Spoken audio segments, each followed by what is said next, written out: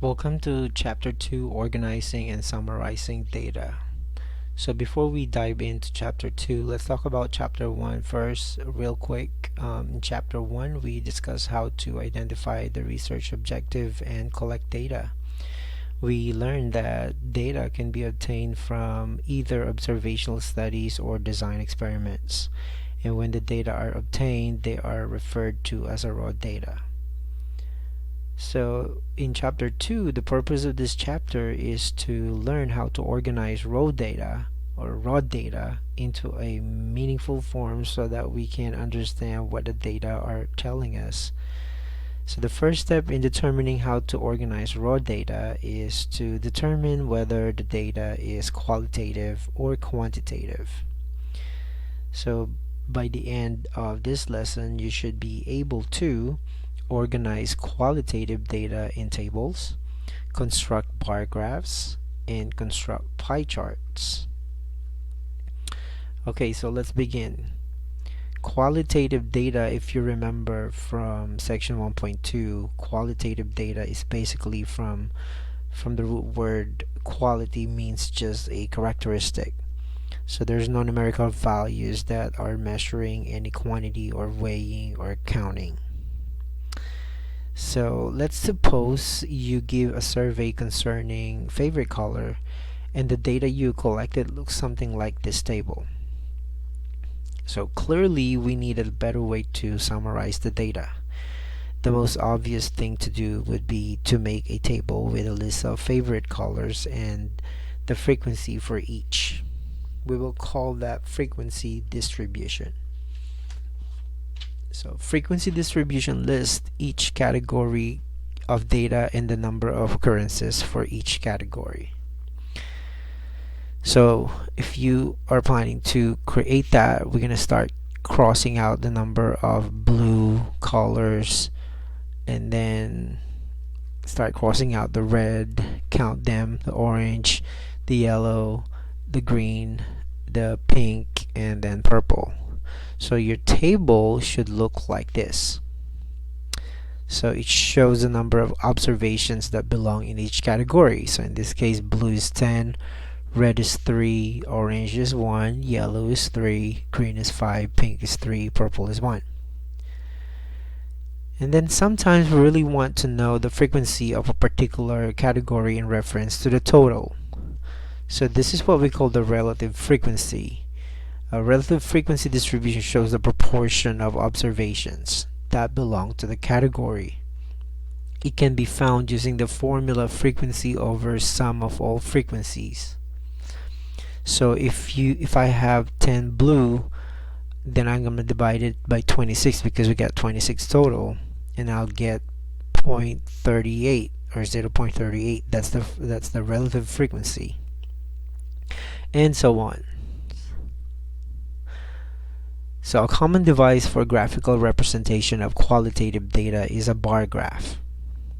So a bar graph is constructed labeling each category of data on either horizontal or vertical axis, then the frequency or relative frequency of the category on the other axis.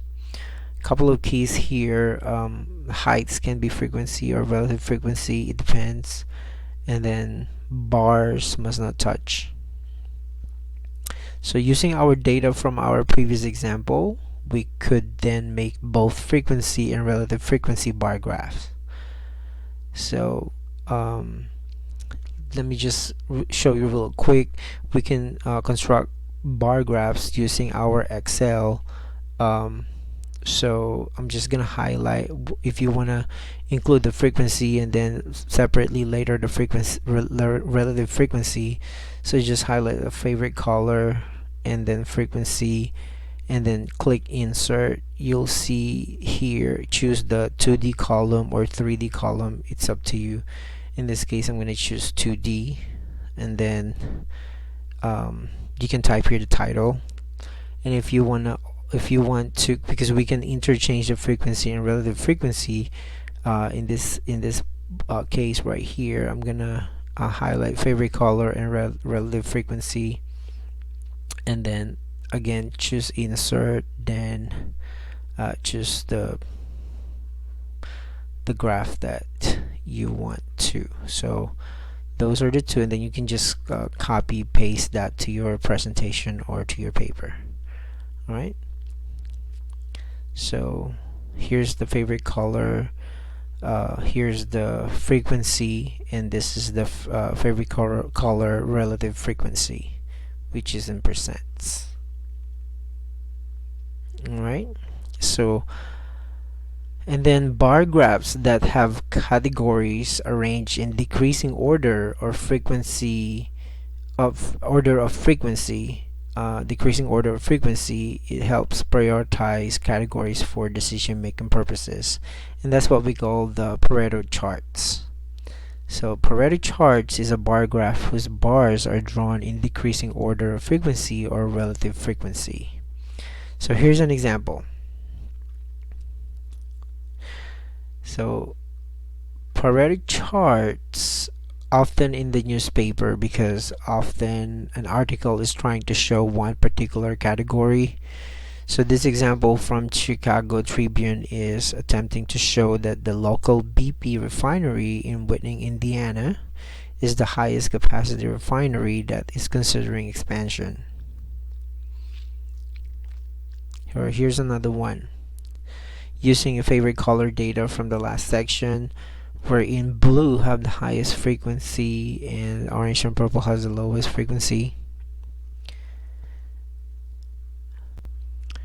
Another bar graph is the side-by-side bar graphs.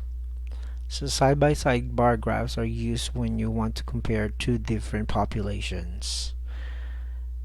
Here's a good example of side-by-side chart from Associated Press, wherein they're showing the cancer rate for Native Americans. It's low. So another graphical representation of your data is using the pie charts. So like bar graphs, pie charts are very common. Should always include the relative frequency, should include labels either directly or as a legend. Also, pie charts are typically used to present the relative frequency, just like I mentioned before, of qualitative data. A pie chart is a circle divided into sectors, and each sector represents a category of data. So using our data from previous color example, we get this pie chart. And again, we can easily do this in our Excel. So let me just show you the Excel again earlier that we have in our data. So all you need, let me just get rid of this. So all you need to do is again highlight the favorite color, frequency. Let's use the frequency, relative frequency and favorite color. So I'm just gonna choose insert, and then you see the pie chart right here, and then you can see the relative frequency. You can also do that with the frequency. Alright, and then just copy paste it to your presentation or your paper. Okay. Alright, to summarize what we talked about today, we talk about how to organize qualitative data using frequency distribution table and relative frequency table. And then we graphically represent our qualitative data using the bar graphs and the pie charts. So that's it. Thanks for watching. And again, you can access the full presentation with my notes on it. And my next video is about quantitative data. See you then.